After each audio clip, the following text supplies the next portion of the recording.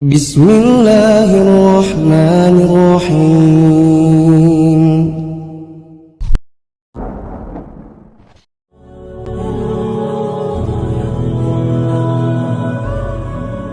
Waalaikumsalam warahmatullahi wabarakatuh. Alhamdulillah hamdan katsiran thayyiban mubarakan fi kama yuhibbu rabbuna wa yarda. Asyhadu an la ilaha illallah wahdahu la syarikalah wa asyhadu anna Muhammadan abduhu wa rasuluh.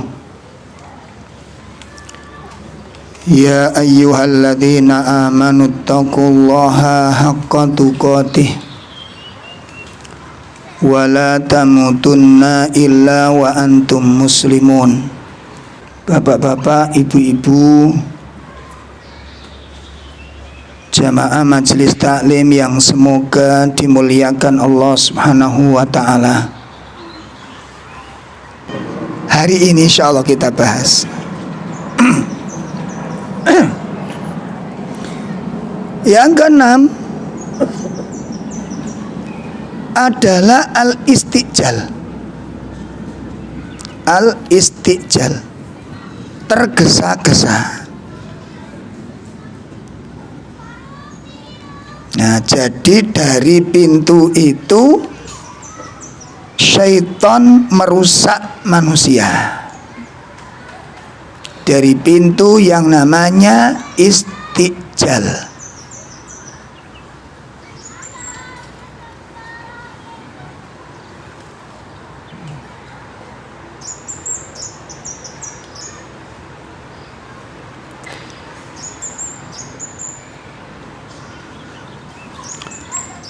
Apa itu istijal? Kalau bahasa kita itu tergesa-gesa menurut lughah. Adapun istijal menurut syariat,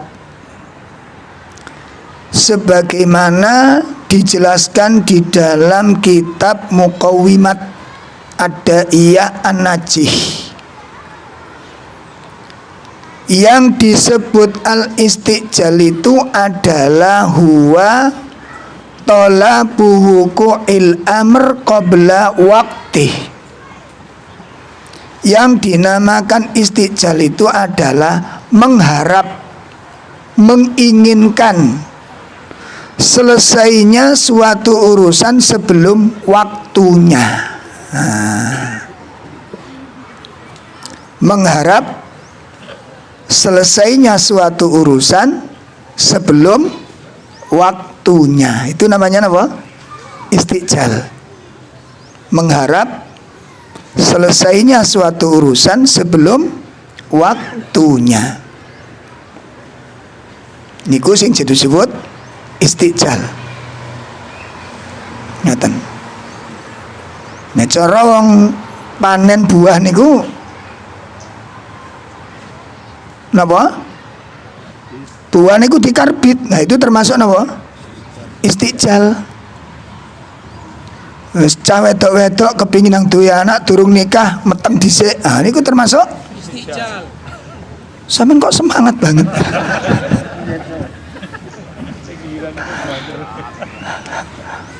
Krungu meteng-metengan sampeyan kok puanter banget. Itu tergesa-gesa. Itu contohnya sing sederhana ngoten, Pak. Nah, kemudian disebutkan oleh beliau di dalam kitab tersebut bahwa al-istijal itu sifat madzmumah, sifat yang tercela. Ya, istijal itu termasuk sifat yang tercela. Illa ma syara'alah, kecuali perkara-perkara yang disyariatkan oleh Allah. Kecuali perkara-perkara yang disyariatkan oleh Allah. Nah, adapun perkara-perkara yang disyariatkan oleh Allah itu dianjurkan untuk bersegera, untuk tergesa-gesa. Ya, apa saja yang disyariatkan untuk tergesa-gesa boleh disegerakan oleh syariat itu. Pertama, melakukan pertaubatan. Taubat itu sifatnya harus segera. Jadi tergesa-gesa dalam taubat itu dianjurkan. Segera meninggalkan yang tidak baik, segera meninggalkan sifat-sifat buruk, segera perbaiki diri. Niku wajib hukumnya. Nomor kali bersegera di dalam amal-amal soleh. Peluang-peluang ibadah jangan ditunda. Bisa baca Quran pagi baca Quran. Bisa sedekah pagi sedekah. Jangan ditunda nanti sore. Dan itu diperintahkan oleh Allah di dalam Al-Quranul Karim di surah Al-Imran ayat 133. Allah berfirman, wasari'u ila magfiratin mir rabbikum wa jannatin arduhas samawati wal ard. Ya, silakan di surah Al-Imran surat 3 ayat 133. Monggo. Dan bersegeralah kamu kepada ampunan dari Rabbmu dan kepada surga yang luasnya seluas langit dan bumi, yang disediakan untuk orang-orang yang bertakwa. Nah, insyaallah ini. Ya, Allah katakan wasari'u, bersegeralah kamu. Bersegeralah kamu menuju ampunan Allah. Bersegeralah kamu menuju surganya Allah. Artinya apa? Di ayat ini ada perintah untuk bersegera, untuk melakukan suatu amal yang harus disegerakan. Ya. Jadi di dalam ayat ini ada perintah untuk melakukan suatu amal yang sifatnya harus disegerakan. Apa dua amal tersebut? Yang pertama itu adalah taubat, istighfar, taubat. Yang kedua adalah amal-amal soleh, ibadah. Itu nggak boleh ditunda-tunda. Kenapa dalam dua hal ini tidak boleh ditunda-tunda? Harus disegerakan. Yang pertama, dikhawatirkan apabila taubat itu ditunda-tunda. Nanti dulu, nanti kalau sudah demikian, nanti kalau waktunya tepat, nanti kalau waktunya sudah pas, nanti kalau waktunya sudah nyaman. Itu impian-impian, Pak, yang mana kita sendiri belum ngerti apakah waktu-waktu yang kita gambarkan, waktu-waktu yang kita rancang, waktu-waktu yang kita program untuk bisa memperbaiki ibadah, apakah waktu itu ada buat kita dalam waktu yang kita gambar. Kan kita sering membuat planning yang luar biasa. Nanti kalau anakku sudah lulus semua, nanti kalau anakku sudah menikah. Pertanyaannya, apa benar saat anak kita lulus, waktu kita itu waktu yang paling bagus untuk beribadah? Ada jaminan? Kalau belum ada jaminan, kenapa Anda jamin hari itu? Kenapa kita siapkan waktu itu? Itu pertama. Yang kedua, apa betul ketika anak-anak kita sudah lulus nanti, pas lulus kita masih ada? Masih hidup? Itu persoalannya. Makanya tobat niku mboten asal ditunda-tunda. Ulama mengatakan, niki dicatat betul Pak nih. Para ulama mengatakan apa?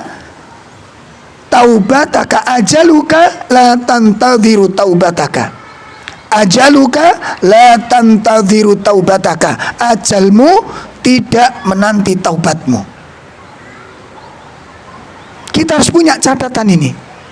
Ajalmu tidak menanti taubatmu. Artinya Allah mematikan kita, Allah mewafatkan kita, itu nggak nunggu kita taubat dulu. Berapa banyak orang-orang mati dalam kemaksiatan? Ada yang mati ketika banting kartu di meja kartunya. di meja judinya.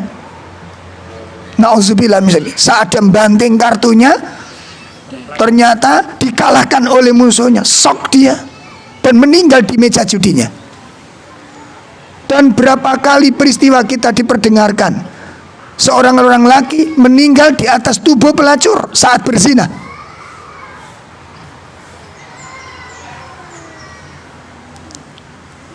Dan berapa kali kita diperdengarkan orang meninggal dunia, remaja-remaja ketika mabuk minuman keras, ketika mencuri dihakimi oleh massa, dan seterusnya. Dan seterusnya. Kita nggak ngerti jamaah sekalian. Maka kita tidak boleh gegabah dalam masalah tersebut. Segera bertaubat.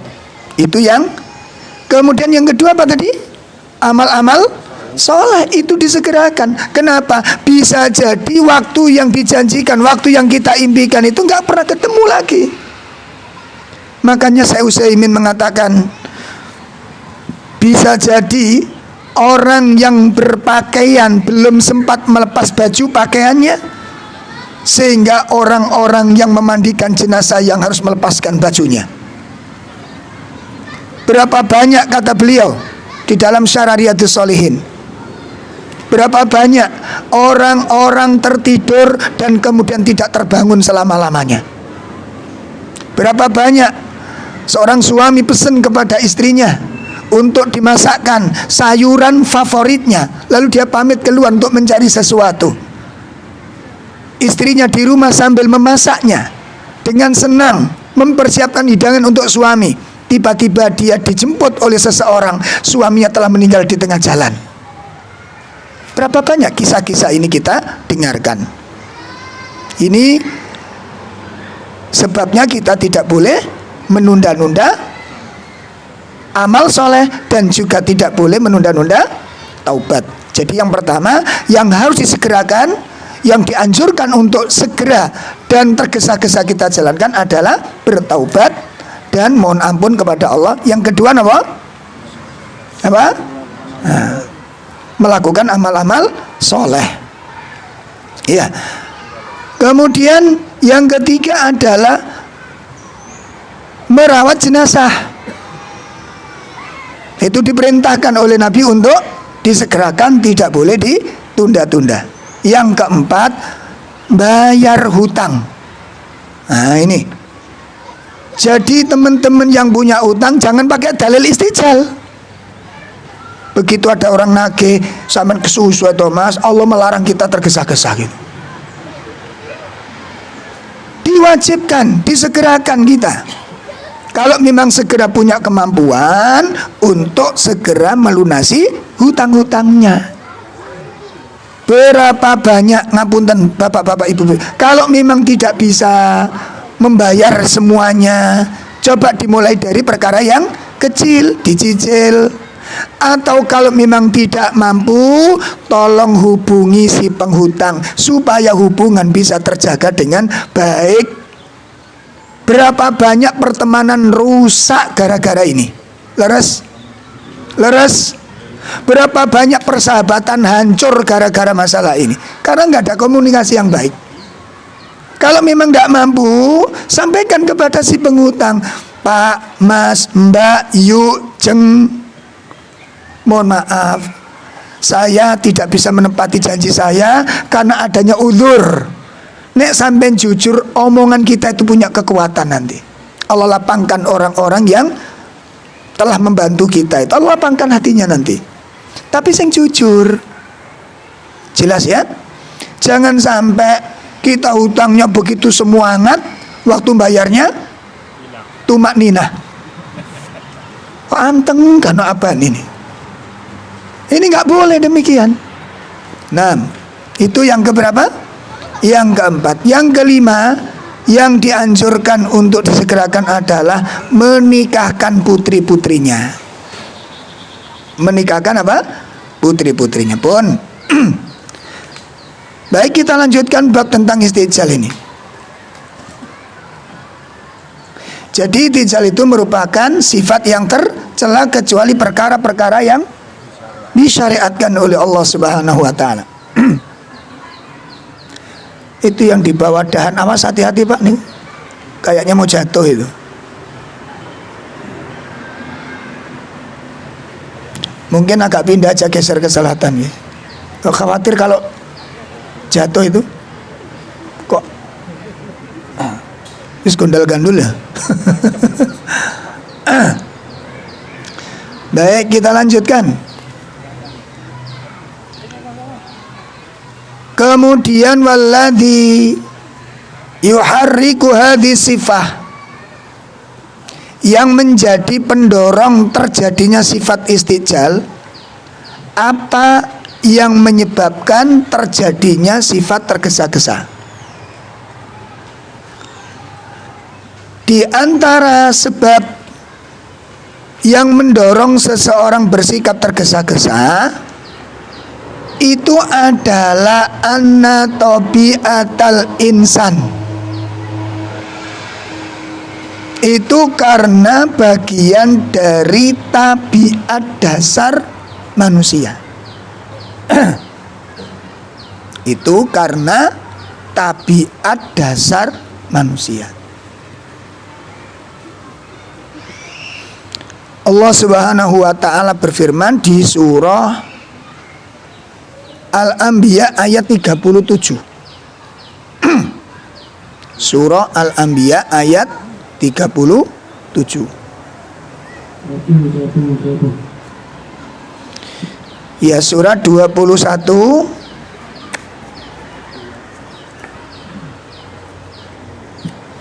ayat berapa tadi? Nah, silakan dibaca terjemahnya.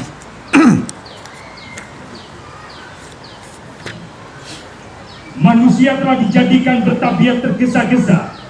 Kelak akan aku perlihatkan kepadamu tanda-tanda azabku. Maka janganlah kamu minta kepadaku mendatangkannya dengan segera. Nah, perhatikan ini Pak. Apa maksudnya ayat ini? Khuliqal insanu min ajal.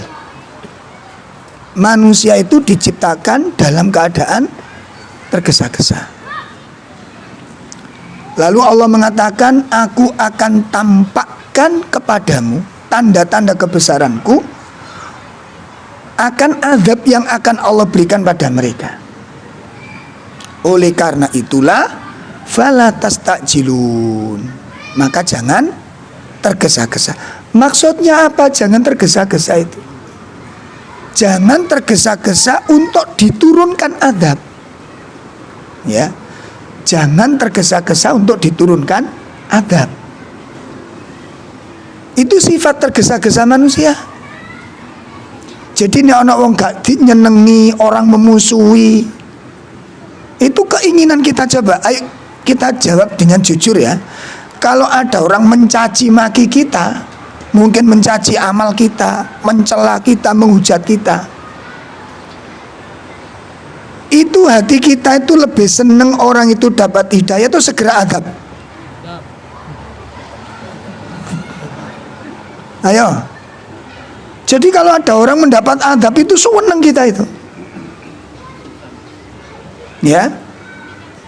Makanya kalau mbak sampean iki dadi nabi, umat sampean entek, Pak. Lah wong ono masalah titik kunut nazilah, ono masalah titik kunut nazilah. Orang mencaci maki kunut nazilah, dicela orang kunut nazilah. Ya. Nah ini dilarang oleh Nabi, oleh Allah Subhanahu wa ta'ala. Nabi diingatkan oleh Allah Subhanahu wa ta'ala, jangan tergesa-gesa untuk minta segera datangnya azab kepada orang-orang yang memusuhimu.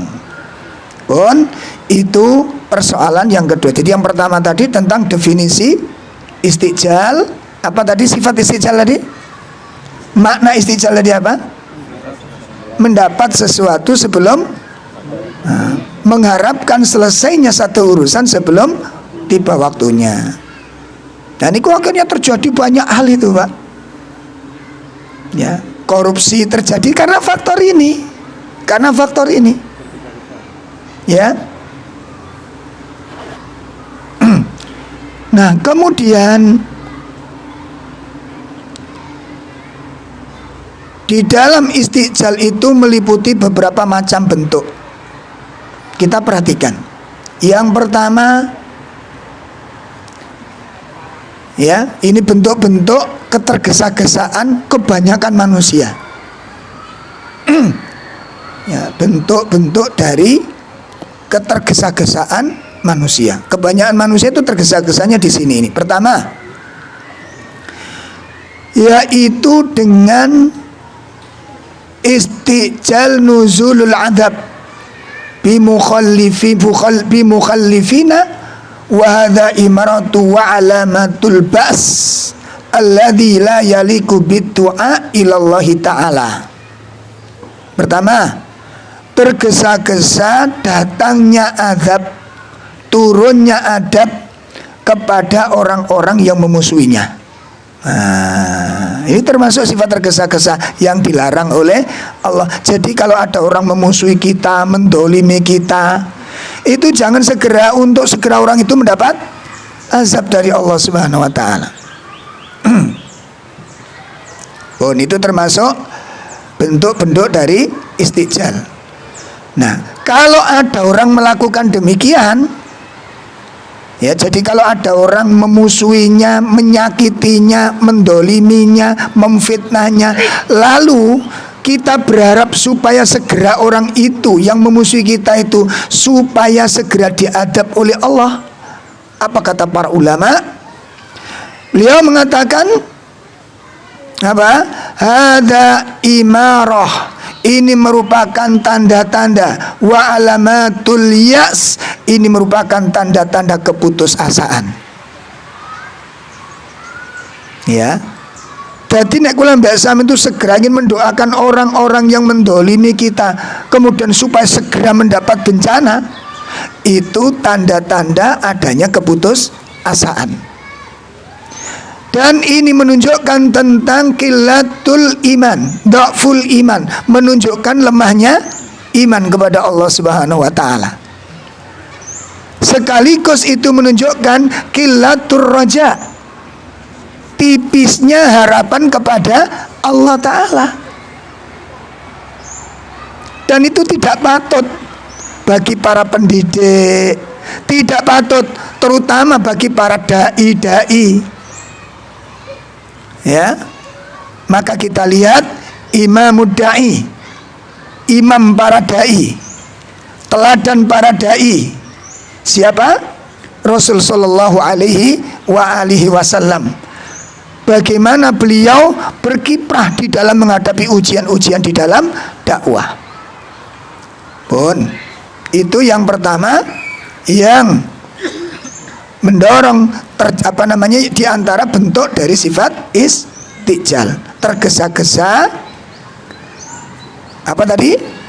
Supaya segera turunnya azab. Dalil-dalilnya tidak kita bahas. Yang kedua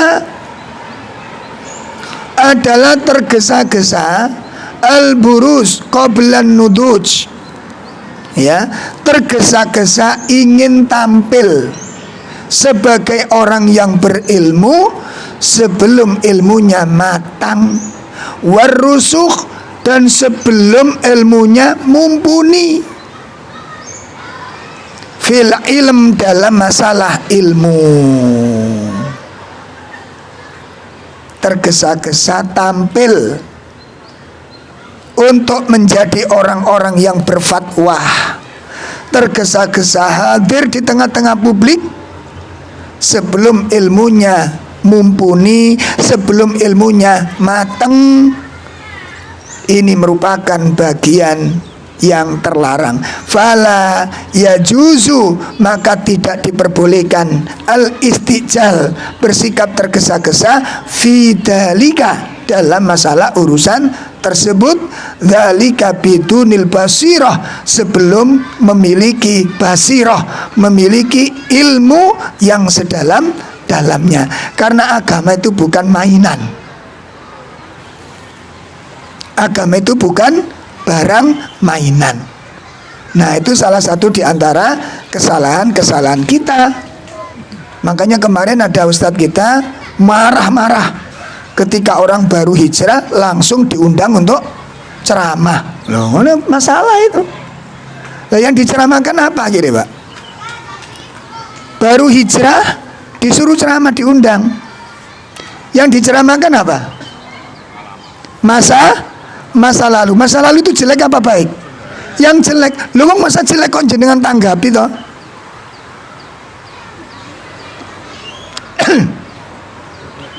Masa lalu yang gelap kok disuruh mengungkapkan. Tolong Mas, bisa diungkapkan masa lalunya. Ngono. Masa lalu yang gelap itu harus ditutupi. Itu aib.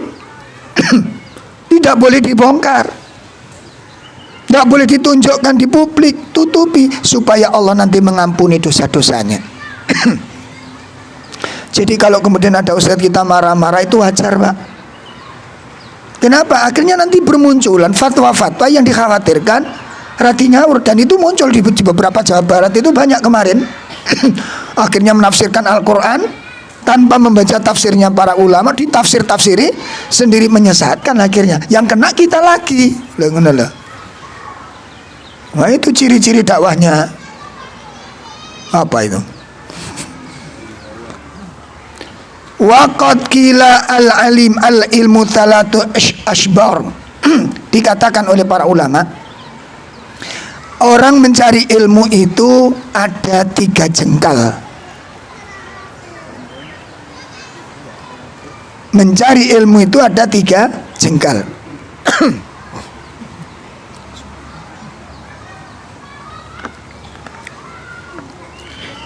Jengkal pertama, man dakhala syab al-awwal, barang siapa yang masuk jengkal pertama. Jadi kalau orang ngaji awal belajar ilmu apa saja, itu menghasilkan apa? Takabbur. Wong nek belajar ilmu niku nek awal-awal niku mesti menghasilkan apa? Sifat takabbur. Ilmu napa mawon? Ilmu bela diri. Masya Allah. Baru diajari kuda-kuda, kepedok kucing langsung kuda-kuda. Ya, praktek dia membayangkan menjadi seorang pendekar. Ketemu orang tuanya, set, orang tuanya dihadapi dengan kuda-kuda. Itu saya masih ingat di masa kecil saya, remaja kecil saya, ada ibu-ibu nanya ke Ustadz, Ustadz, apa sikap saya sebagai suami kalau nasihati istri, begitu dinasihati istri pasang kuda-kuda? Ustadznya ya nyeleduk jawab ini, lah sampean ku kenalin nggo endi kok dapat kuda?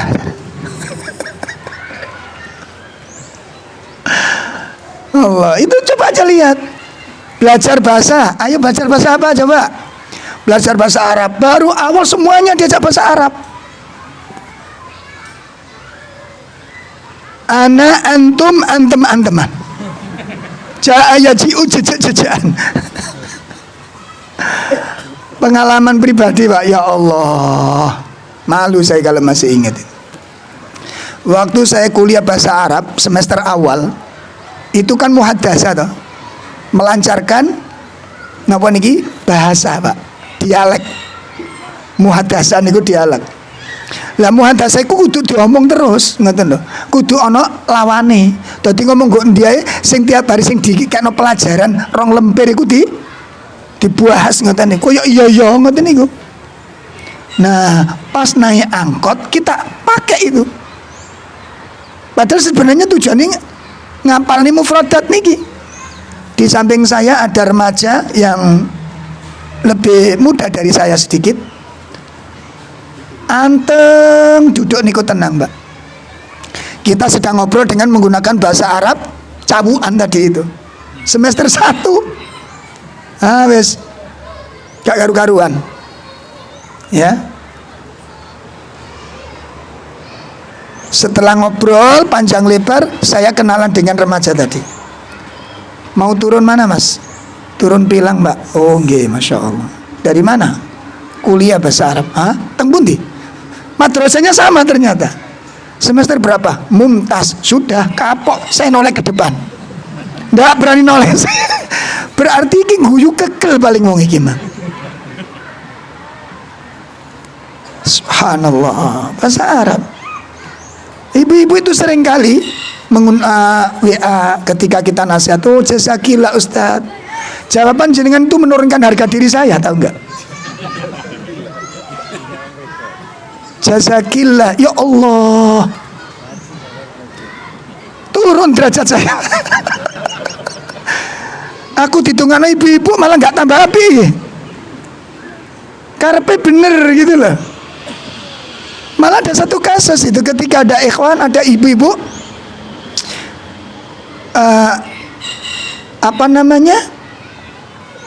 janjian untuk datang ke rumahnya itu. Akhirnya qadarullah dengan adanya satu udzur, si ibu ini nggak jadi datang. Karena ini baru pemula dia. Seneng sekali punya teman-teman ngaji nih. Akhirnya afwan Bu, ngapunten nggih saya nggak bisa datang ke tempat jenengan ini dadak. Lah yang punya rumah bagus jawabnya, la baksa gitu, la baksa gitu. Oh la baksa ngono. Akhirnya sudah selesai. Gak ngerti karepe, wakil dia cari-cari apa itu la baksa. Ketemu doa orang sakit. La baksa tahurun. Oh ini kayaknya orang ini. Oh dikira saya sakit. Nah begitu ada orang lain janjian sama ibu tersebut, kasusnya sama. Dijawab la baksa tahurun insyaallah. Wes ledeh. Mangkane ojo sok dhisik. Nggih? Apalagi kalau nanti ibu bicara sama ibu yang baru ngaji. Nggak usah sok bahasa Arab ngono lah. Ya. Gak ngerti afwan apa itu? Wis gak usah kayak afwan, ngapunten. Itu lebih afdol. Orang ngerti nek jangan yo njaluk sepuro gitu loh. Afwan saya bukan afwan, saya painten. Ya. Nah, baik itu jengkal yang pertama. Apa saja coba bahasa Inggris. Ayo ilmu apa yang nggak mendorong ke kesombongan? Termasuk ngaji sunnah ini. Long kita pegang dua yang lima atau kita ora dua. Wah ini dhaif apa nih yang dhaif? Sok kadang-kadang kita sok berhenti dari sifat itu tercela dan itu menunjukkan kejahilan kita. Jelas ini Pak? Itu menunjukkan kejahilan kita, bukan kealiman kita. Orang semakin alim itu semakin tawadhu jiwanya. Ya. Saya kemarin ngetes waktu ada kajian di daerah Gresik itu. Wah ini Ustaz tolong dinasihat, terus gampang sok terapi. Ada yang bagian itu sok. Akhirnya kita tawarkan, tolong saya siapkan hadiah buku-buku bagus untuk hadiah. Siapa yang hafal hadis 5 hadis lengkap, tidak satupun peserta itu angkat tangan. Yang angkat kaki yang ada itu keluar ke kamar mandi. Wes 5 hadis lengkap, 5 hadis nggak ada. Sudah saya turunkan 3 hadis, nggak ada juga yang angkat tangan. Sudah 2 hadis, nggak ada juga, tak korting lagi 1,5. Nggak ada juga Pak, Masya Allah. 1 hadis lengkap, baru dibaca innamal a'malu binniyat. Nggak apa-apa, hafal riwayatnya, dengar nggak hafal. Dari sahabat siapa? Bingung dia. Makanya ini kata sombong ukuran.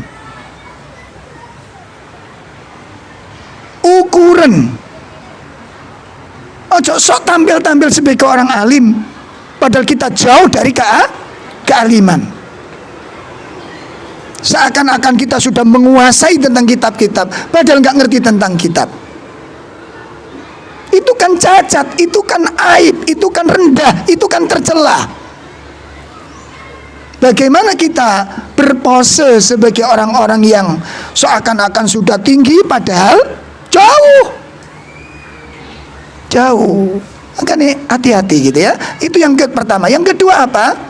Yang kedua, jengkal yang kedua ketika orang mencari ilmu, menghasilkan at-tawadhu, menghasilkan sifat tawadhu. Dan yang ketiga, Masya Allah ini Pak, semakin tinggi ilmunya, semakin matang ilmunya, maka ats-tsalits, tingkat yang ketiga, kalau orang sudah mendalami ilmu, memahami ilmu dengan pemahaman yang benar, annahu, ya, alima annahu ma ya'lam, dia sadar, dia ngerti, dia paham dirinya belum memiliki sesuatu apapun dalam agama ini. Itu orang yang semakin tinggi ilmunya, ngerti betul belum apa-apa ini. Makanya ada Imam Rabi' bin Husain, ngapunten Pak, kalau panjenengan pagi subuh ditanya oleh teman, Mas gimana kabar sampean saiki, jawabin apa? Jawabnya apa? Alhamdulillah, khair kan gitu kan? Alhamdulillah baik-baik Mas. Alhamdulillah ngajinya Mas masih istiqomah, Masya Allah. Insya Allah istiqomah Mas, Insya Allah. La haula wa la quwata illa billah. Allahu Akbar. Imam Rabi' bin Husain didatangi muridnya Imam Hilal, ditanya, ya Syekh, kaifa asbahta, bagaimana kabar anda pagi ini? Apa jawab Imam Rabi'? Asbahtu dhaifun wa madhnubun. Insyaallah, pagi ini aku dalam keadaan lemah dan dipenuhi dengan dosa-dosa. Apa beliau tidak salat malam? Bagaimana beliau seorang tabi'in mengatakan diriku banyak dosa, sementara kita di zaman akhir yang serba pas-pasan ini mengatakan apa? Sudah direnungkan sendiri. Bon, itu istijal yang kedua yang sering dilakukan oleh manusia. Saya singkat-singkat saja. Jadi yang kedua, tergesa-gesa apa tadi Mbak? Ya, tampil sebagai orang yang alim sebelum ilmunya mencukupinya. Kemudian istijal yang ketiga yang sering dilakukan manusia apa? Yaitu tarkud doa, meninggalkan doa. Tergesa-gesa meninggalkan doa. Kenapa? Karena doanya rumoso tidak dikabul-kabulkan. Rumoso doanya tidak terkabul. Dia menyangka Allah tidak dengar, dia menyangka Allah tidak peduli dengan doanya. Makanya diingatkan oleh Nabi SAW, la yazalu yustajabu lil abdi ma lam yad'u bi ithmin au qati'atur rahim ma lam yasta'jil. Allah akan senantiasa mengabulkan doa-doa hambanya. Senantiasa mengabulkan artinya apa? Pasti mengabulkan doa seseorang selama satu, dia tidak berdoa untuk berbuat maksiat. Dua, dia tidak berdoa untuk memutuskan silaturahim. Tiga, selama dia tidak tergesa-gesa. Allah pasti mengabulkan doa selama hamba itu tidak berdoa untuk maksiat. Selama dia berdoa bukan untuk memutuskan silaturahim, selama dia tidak tergesa-gesa tentang doa. Lalu sahabat bertanya, ya Rasulullah, famal istijal, apa yang dimaksud tergesa-gesa ini? Apa yang dimaksud tergesa-gesa ini? Yaqul, seseorang mengatakan, qad da'autu, aku sudah berdoa, aku sudah memohon, aku sudah minta kepada Allah, falam, akan tetapi ara yustajabuli, aku melihat bahwa Allah tidak mengabulkan doaku. Nah, ini termasuk apa? Tidak mungkin. Maka ibu-ibu yang hari ini sudah mulai capek untuk berdoa, bapak-bapak yang sudah mulai lelah usaha, yang kemudian mulai muncul sifat-sifat putus asa, saya bertanya satu pertanyaan, tolong dijawab dengan hati Anda. Ibu yang sudah mulai capek berdoa, bapak yang sudah capek untuk berusaha, saya tanya, apakah Allah menipu Anda?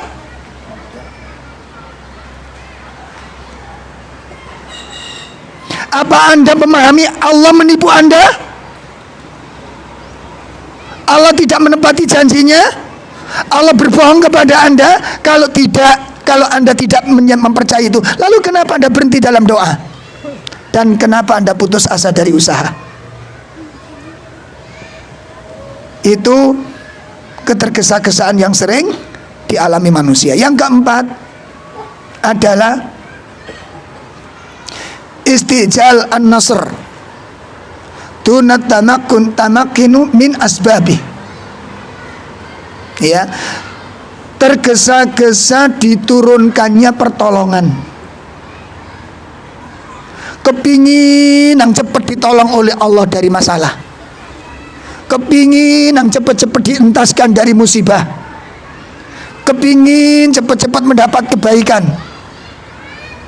Itu termasuk bagian dari sifat istijal, tanpa melakukan sebab-sebab datangnya pertolongan. Tanpa melakukan sebab-sebab datangnya pertolongan. Ya seperti terjadi hari ini. Berharap kebaikan itu datang, segera kebatilan disingkirkan, tapi dia tidak disibukkan untuk melakukan amalan-amalan yang bisa mendatangkan pertolongan. Siapa yang gak ingin suasana ini lebih baik? Siapa yang gak menginginkan? Benar ini Pak? Kita semua yang ada dimanapun orang memimpikan, mengharapkan terjadi kebaikan-kebaikan yang banyak. Namun lakukan, sudahkah kita melakukan sebab-sebab datangnya pertolongan tersebut? Apakah kita sudah melakukan sebab-sebab itu? Sebab-sebab datangnya pertolongan Allah. Sekarang renungkan, ada dua sisi Pak. Sudahkah kita tahu amalan-amalan yang bisa mendatangkan pertolongan Allah? Sudah tahu? Ya, sudahkah kita tahu amalan-amalan yang kalau kita amalkan Allah mendatangkan pertolongannya? Itu yang pertama. Yang kedua, apakah kita tahu amalan-amalan kalau kita amalkan kita ditinggalkan oleh Allah? Lah yang kita lihat sekarang ini, banyak orang melakukan amalan-amalan, dia minta segera datangnya pertolongan, tapi yang dilakukan justru sebab-sebab ditinggalkan oleh Allah. Gak nyambung mangkane. Jelas nih. Ya ini gua contoh nih, berita di share berita tok. Maca Quran ndak, sholat sunat ditinggalkan. Terus melakukan amalan-amalan yang tidak ada manfaatnya. Imam Hasan Al-Basri mengatakan, min alamat, di antara tanda i'radillahi 'alal 'abdi, berpalingnya Allah terhadap hambanya, ja'alallahu lahu, maka Allah jadikan dia itu syughlan fi ma la ya'ni. Tanda-tanda kalau orang itu ditinggalkan oleh Allah adalah orang tersebut dijadikan oleh Allah sibuk dengan sesuatu yang tidak ada manfaatnya. Lho ngaten, sampeyan ningali sakniki dilakoni tiang-tiang niki napa? Kebanyakan orang. Ya? Kebanyakan kita pastikan kesibukan-kesibukan kita itu memiliki manfaat dan faedah yang besar. Jangan sampai melakukan sesuatu yang disibukkan dengan sesuatu yang tidak ada manfaatnya. Pun itu bentuk ketergesa-gesaan yang keempat. Yang kelima, di antara bentuk tergesa-gesa adalah tergesa-gesa memutuskan, menjustis, menghukumi sesuatu. Tergesa-gesa menyimpulkan sesuatu, tergesa-gesa menghukumi sesuatu. Ya. Dan ini kaitannya tergesa-gesa membenarkan berita. Tidak boleh Pak. Kalau ada berita, apapun bentuk berita itu, tabayun. Tabayun.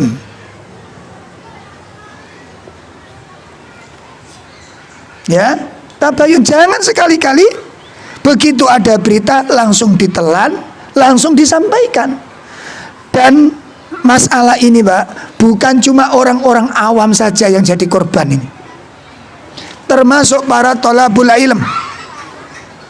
Coba kalau Bapak ketemu teman yang ngurusi satu masjid, perhatikan, Bapak ketemu teman yang ngurusi satu masjid, terus teman itu cerita, di tempatku Mas kajian tidak boleh.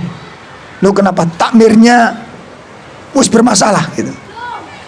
Begitu kita dengar berita seperti ini, biasanya kita cross check dulu atau langsung dibenarkan? Biasanya iki sing wis ngaji kayak gini. Saya sering cross check, ternyata nggak benar. Ada kesalahan-kesalahan dari pihak kita. Loh gitu loh. Akhirnya kita luruskan. Makanya sebenarnya akhirnya saya cross check. Begitu saya datang ke masjid tersebut, karena saya termasuk jadwal di masjid, diberhentikan. Akhirnya begitu saya datang ke masjid, suatu saat mampir, ketemu dengan takmirnya menyambut dengan baik, Pak. Masya Allah Ustadz kok lama. Ustadz kenapa kok diberhentikan ngaji? Loh saya kaget malahan. Loh katanya takmir. Loh enggak, yang kita berhentikan itu ada beberapa orang, dan beberapa ustadz itu nggak diberhentikan. Cuma gini Ustadz, temen jenengan ini yang kita minta untuk ngurus di sini itu marah gitu loh. Wakilnya ustadz semuanya mestinya diberhentikan, berhentikan semua. Loh ternyata dari siapa? Kurang apa?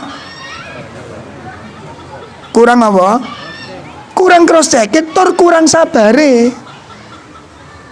Kan kita diminta untuk membantu. Makanya kalau sudah berkumpul banyak seperti ini, kelapangan jiwa, kesabaran harus menjadi modal utama. Sakit dipaham Pak ini Pak? Makanya perlu adanya sharing yang baik. Ojo langsung ono laporan disampaikan, cross check, ternyata yang salah teman kita. Akhirnya saya klarifikasi ke teman, apa benar? Iya Ustaz, gregetan loh, kan salah sampean. Lah musisan iki kalau ya sampean tak preno pisan. Berarti yang mereno bukan takmir ya kan sampean gitu. Tapi jenengan bilang takmirnya. Lah kan jadi fitnah. Betul apa Anda ini? Lah ini kan contoh-contoh seperti ini, Mbak. Harus hati-hati panjenengan. Walaupun teman-teman akrab, kalau tidak benar salahkan dia. Itu yang namanya adil. Dan ternyata untuk bersikap adil itu ternyata tidak mudah. Contoh sekecil aja ini. Contoh yang sederhana ini.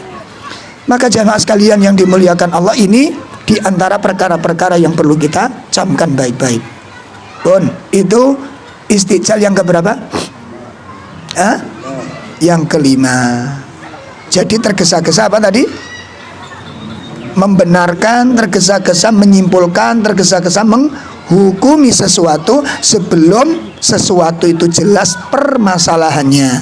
Maka ada 5 kebiasaan istiqjal, sifat tergesa-gesa yang tidak boleh dilakukan. Dan yang terakhir, yang keenam adalah ingin segera berhasil. Yang dakwah juga demikian. Kita ingin begitu kita menyampaikan orang langsung mendapat hidayah. Kita ingin kita ngajak orang langsung masuk ke dalam sunnah. Kita ingin ketika kita ngomong orang langsung mendapat taufik. Jamaah sekalian, ini termasuk bagian istiqjal yang tidak diperbolehkan, terutama di dalam dakwah. Terutama di dalam dakwah. Kita tidak boleh menyamakan antara satu orang dengan orang lain. Contoh, kita punya teman, berangkatnya sama-sama, hijrahnya sama-sama, tobatnya sama-sama, dari kultur latar belakang yang sama. Teman saya lebih cepat taatnya kepada Allah. Kenapa? Istrinya mudah dinasehati. Istrinya mudah dinasehati. Begitu dikatakan suami untuk jilbab, pakai jilbab. Diajak ngaji, langsung mau ngaji. Diajak berubah suaminya, langsung dia berubah. Istri kita bulet. Melihat dua fenomena ini, melihat dua fakta ini, apa yang terjadi? Ya, kita tanya ke teman kita, Mas, kok Kok bisa istrimu begitu cepat berubah? Padahal istriku dengan istrimu itu teman akrab. Padahal istriku dengan istrimu itu latar belakangnya sama. Podon dableke mas. Dari dunia kegelapan. Minat dulumat. Enggak, ini saya ngambil bahasa bapak-bapak. Ketika semangatnya kepada untuk istri itu, Masya Allah Ustaz, mohon doanya istri saya di dalam kegelapan saat ini, Masya Allah. Terus bapakmu dalam jahiliyah begitu.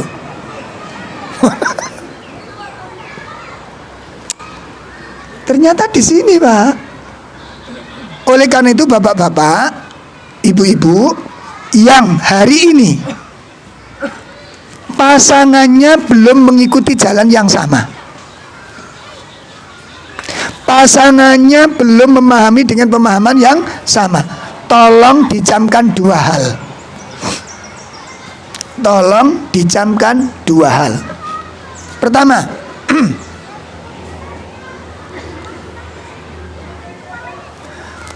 kemampuan seseorang di dalam mencerna sebuah ilmu itu nggak sama.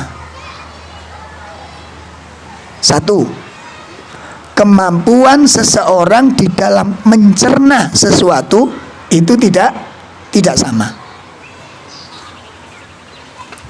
Sampun jelas nih?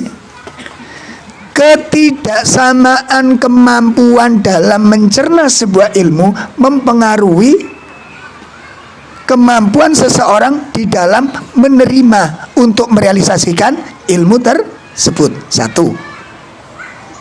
Sehingga dalam hal ini ada yang sekali dijelaskan langsung paham, ada yang harus berulang-ulang baru dipaham. Itu pertama, harus dipahami. Lah kalau istri jenengan itu kok nggak paham-paham, lah itu berarti butuh kesabaran Anda untuk memahamkan istri ini. Jangan tergesa-gesa untuk dibadali dengan istri yang lain.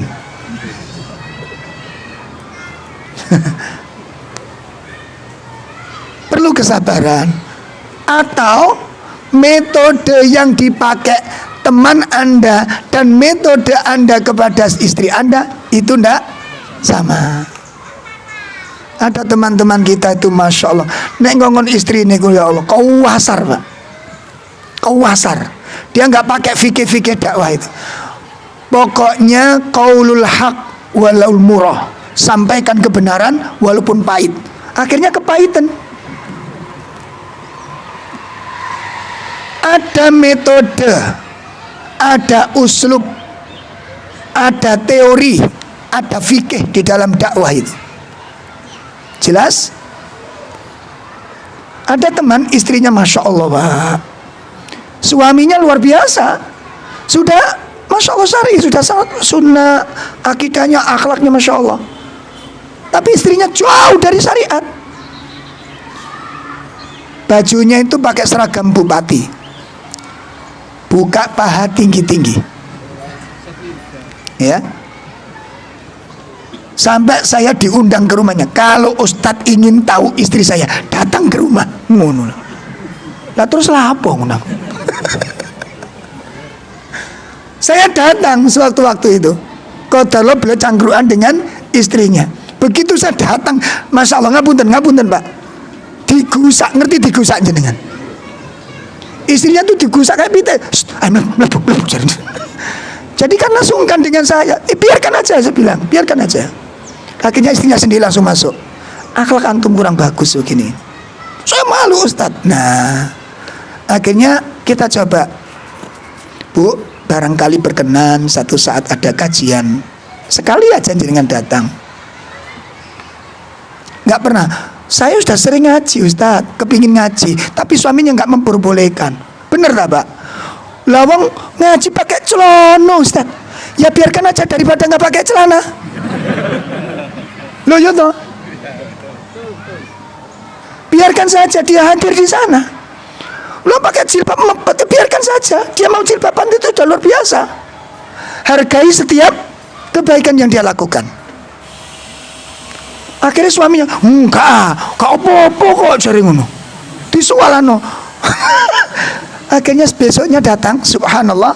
Ketika dia datang, subhanallah, akhirnya kita kasih hadiah jilbab. Dan itu hari pertama ilmu menyentuh hatinya. Setelahnya berubah tanpa disuruh suami. Berubah sudah. Kenapa? Ilmu sudah masuk ke dalam hati. Makanya cara itu perlu. Dan kita kadang-kadang kurang menghargai setiap perubahan. Jelas ini Pak? Pun itu pertama yang harus diingat-ingat. Kemampuan seseorang di dalam mencerna ilmu antara yang satu dengan yang lain tidak sama. Itu satu. Yang kedua, tingkatan iman seseorang dengan yang lain sama apa tidak? Tingkat iman seseorang yang satu dengan yang lain sama apa tidak? Tidak sama. Perbedaan tingkat iman mempengaruhi perbedaan kemampuan untuk mentaati syariat. Saya ulangi.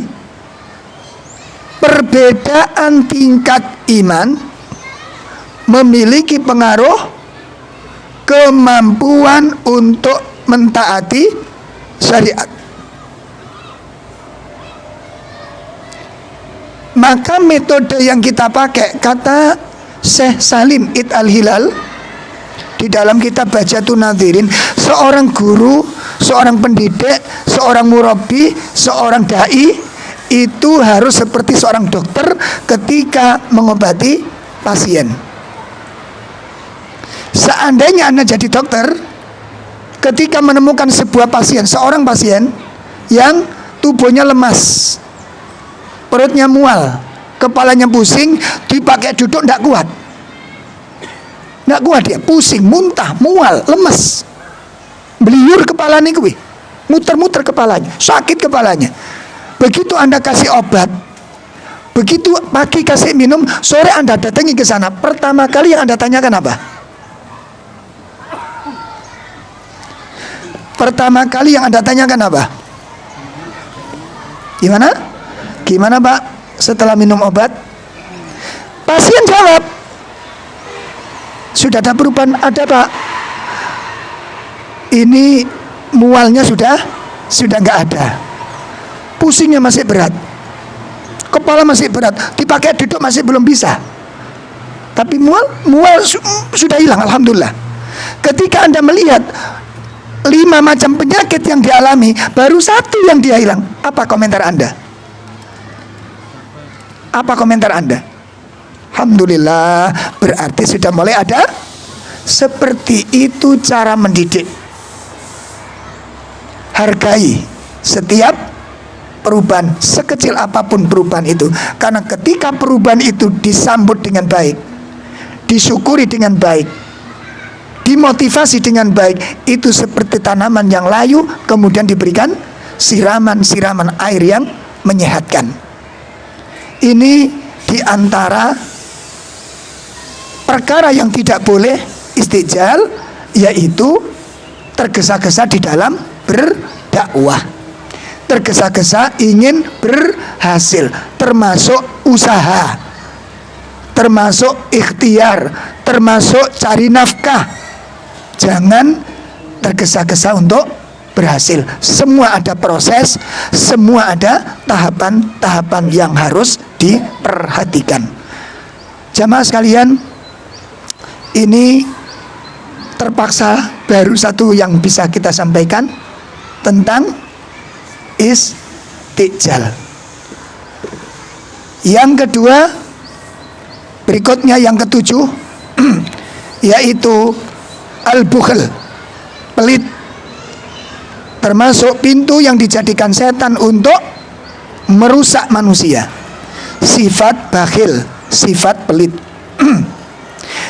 Di dalam Al-Quran ada 2 bahasa yang dipakai oleh Al-Quran untuk menjelaskan bakhil ini. Yang pertama menggunakan kata-kata al-bukhl. Yang pertama menggunakan kata-kata apa? Al-bukhl, yaitu bakhil.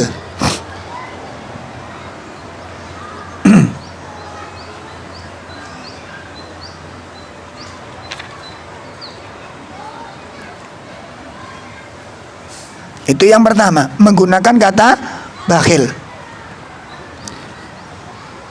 Sebagaimana disebutkan oleh Allah Subhanahu wa ta'ala. Coba kita lihat surat 51. Ya, surat 51.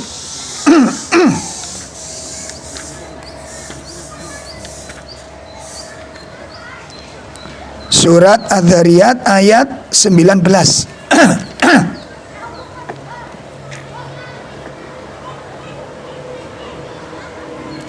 Ini sifat bakhil.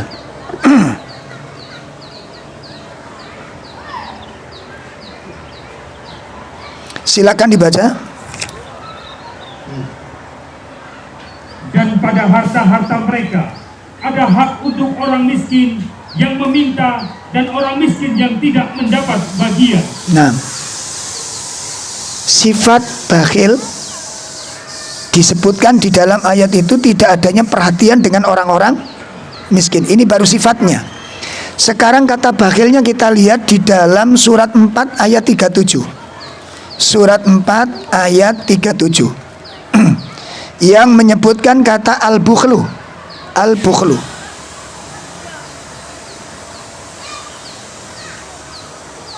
Silakan dibaca. Surat 4 ayat 37. Yaitu orang-orang yang kikir dan menyuruh orang lain berbuat kikir dan menyembunyikan karunia Allah yang telah diberikannya kepada mereka. Nah, Dan kami telah menyediakan untuk orang-orang kafir siksa yang menghinakan. nah, Allah Subhanahu wa ta'ala menyebutkan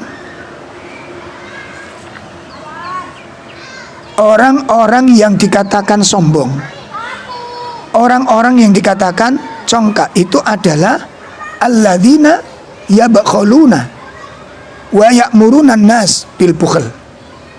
Ya, orang-orang yang bakhil yang memerintahkan orang lain untuk berbuat bakhil dan menyembunyikan apa-apa yang telah diberikan Allah kepada mereka dari karunia-Nya ini. Itu kata-kata bakhil. Ya.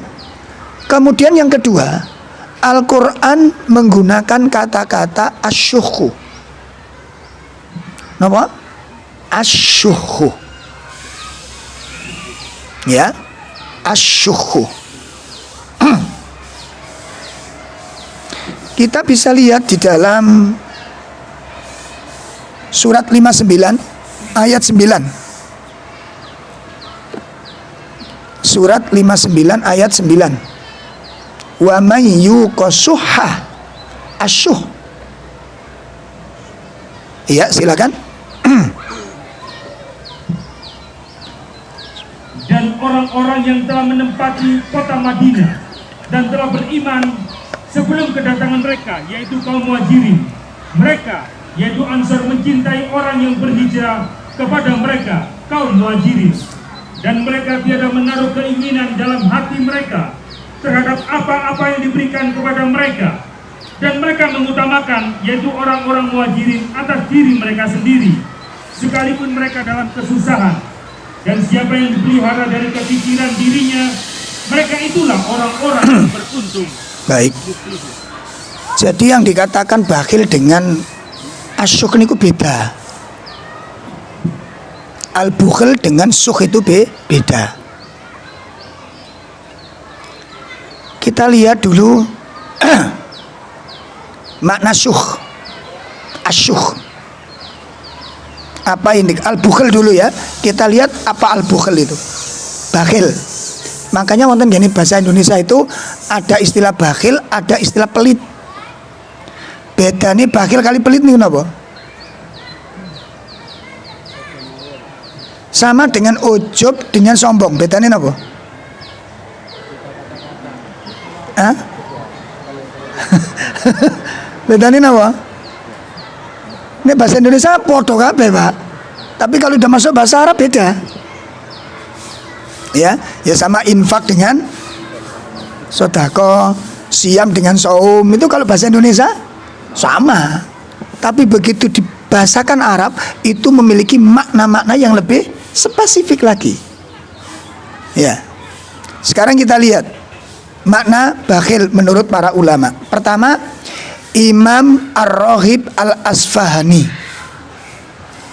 Imam Ar-Raghib Al-Asfahani mengartikan yang dikatakan bakhil adalah imsakul muqtaniyat amma la yahiqqu habsuhaan.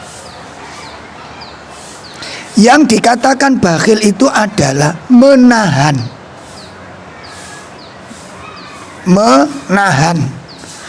al-muqtaniyat, sesuatu yang diminati.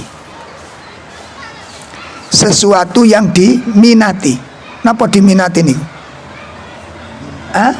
Disenengi. Menahan sesuatu yang disenengi. Amma la yahiqqu habsuha, yang tidak pantas untuk ditahan. Menahan sesuatu yang diminati tentang perkara-perkara yang tidak pantas untuk ditahan. Nah, itu menurut Imam Ar-Raghib Al-Asfahani. Jadi yang dikatakan bakhil napa? Menahan sesuatu yang jadi nek ngekei wong niku sing gak disenengi dikene wong. Nah, itu dikatakan bakhil oleh para ulama. Lah kula mbek sampean ning ngekei wong niku sing disenengi apa sing gak disenengi sendikno? Wis gak usah dijawab. Oh, kadang-kadang minjemi saja dipele-pelen, no? Nah, ternyata bakhil itu. Ya, bakhil. Yang kedua, Imam Ibnu Hajar Al-Asqalani. Imam Ibnu Hajar Al-Asqalani, penulis kitab Bulughul Maram. Yang dikatakan bakhil itu man umayat lubu min ma yaqtani'u, menahan apa-apa yang diminta. Menahan apa-apa yang diminta dari perkara yang diminati. Menahan apa-apa yang diminta dari perkara-perkara yang diminati. Wasyarruhu, dan yang paling buruk lagi, lebih buruk lagi, makana, apabila talibuhu mustahiqan, orang yang minta itu berhak terhadap apa yang dimintai. Masya Allah. Ya. Jadi yang dikatakan bakhil itu menahan sesuatu yang dimintai oleh orang lain dari apa yang disenangi. Dan yang paling buruk lagi adalah apa? Apabila yang minta tadi adalah orang yang berhak untuk mendapatkannya itu. Nah, itu yang dikatakan bakhil, Pak. Makanya kula mbek sampean iki durung diarani wong sing soleh, temen ngono durung. Kita baru belajar menjadi orang yang soleh. Long saya mana-mana loh, Pak. Coba kalau ndak percaya, nanti kalau pas musim hujan ada kerabat kita mampir ke rumah basah kuyup, atau teman kita ngaji mampir ke rumah kita karena basah kuyup, lalu dipinjemi sarung, dipinjemi baju. Biasanya kalau kita minjem itu bajune diler dikongkon milih apa sampean pilih no? Dalam sudah, kita lanjutkan. Itulah kesolehan kita. Baru sampai di situ. Wong itu ngikuti Nabi itu gak gampang, Pak. Baru niki loh. Baru sampai di sini kita. Itu belum yang lain. Pernah di satu riwayat Rasulullah itu dikasih hadiah seorang wanita selimut, dan wanita itu menenun selimut itu dengan tangannya sendiri supaya hasil karya tangannya dipakai oleh Rasulullah SAW. Akhirnya dihadiahkan, ya Nabi, ini hasil tenunanku, menurutku ini hasil terbaik karyaku, dan aku ingin kain ini menyelimuti badanmu. Dipakai sama Nabi, pakai sarung sama Nabi. Keluar Nabi. Begitu keluar, ada seorang Ansor mengatakan, ya Rasulullah, alangkah bagusnya kalau sarung itu dipakai di dalam tubuhku ini. Loh ngono. Alangkah bagusnya sarung itu kalau dikemulkan pada badan saya. Nabi ngerti orang ini kepingin duwe sarung niku. Cuma caranya gak njaluk ngono lho. Iku njaluk sing sopan, Mbak. Ngono. Akhirnya Nabi masuk, dilepaskan sarung yang beliau pakai, lalu dilepet sama beliau, lalu mengutus seorang Ansar mengatakan, tolong berikan selimut ini kepada dia. Dia sangat menyukai dengan yang aku pakai ini. Akhirnya diberikan. Begitu diberikan, orang Ansor yang lain tidak terima, Pak. Tidak terima. Orang yang diberi hadiah Nabi itu dicaci maki dia.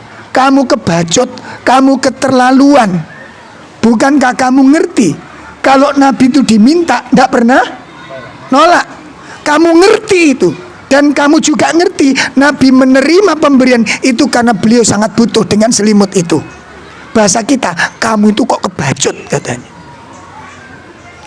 Akhirnya orang yang dikasih hadiah selimut mengatakan, wallah, demi Allah katanya, aku menyenangi selimut ini bukan untuk aku pakai jadi pakaianku. Enggak, demi Allah tidak.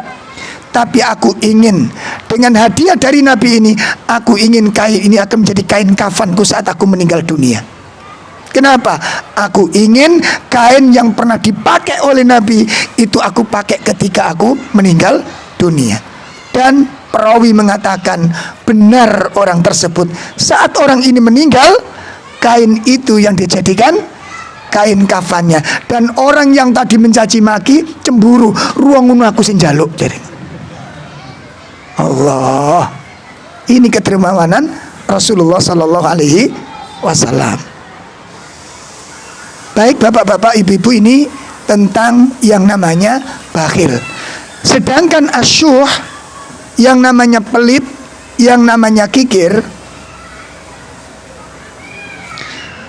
yang namanya pelit, yang namanya kikir, itu adalah ifratu wal khirs ala syai'. Ifrat, terlalu bakhil, wal khirs, diikuti dengan sifat tamak, ala syai', atas sesuatu. Yang dikatakan pelit adalah apa? Terlalu kikir, terlalu pelit, yang diikuti dengan apa? Apa? Tamak dengan sesuatu. Jadi yang dikatakan pelit itu adalah al-bukhlu bi adai huquqi wal khirs ma laisa lahu. Kata Imam An-Nawawi, penulis kitab Riyadhus Shalihin, yang dikatakan pelit adalah bakhil terhadap hak-hak orang lain. Bakhil terhadap hak orang lain.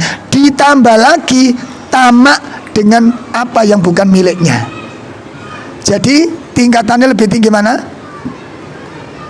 Dalam pelit lebih tinggi. Asyuh. Jadi kalau pelit itu sifat bakhil terhadap hak orang lain, ditambah lagi dengan apa? Sifat tamak terhadap sesuatu yang bukan miliknya. Itu al-bakhl.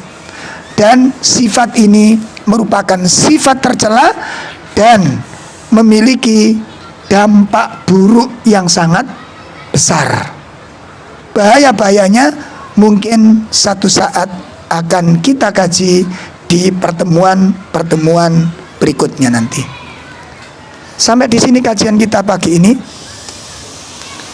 Dan perlu saya sampaikan kepada Bapak Ibu, ada rasa gembira saya pagi ini. Saya ada tamu istimewa pagi ini. Salah satu santri kami 30 tahun yang lalu di kampung halaman kami. Dan 30 tahun ini kami berpisah, nggak ketemu sama sekali. Hari ini hadir di majelis kami. Selama 30 tahun nggak pernah ketemu. Dan ternyata beliau tinggal di daerah Krian sana. Dan hari ini hadir di tengah-tengah panjenengan bersama keluarganya. Setelah 30 tahun, kami pertama kali saya mendirikan TPQ. Dan beliau termasuk salah satu santri-santri terbaik kami. Dan itu sebelum kami ketemu dengan Ustadz Abu Jibrin. Jauh sebelum ketemu dengan Ustadz Abu Rozan. Maka ketika saya di WA itu, Masya Allah, itu satu kebahagiaan buat kami.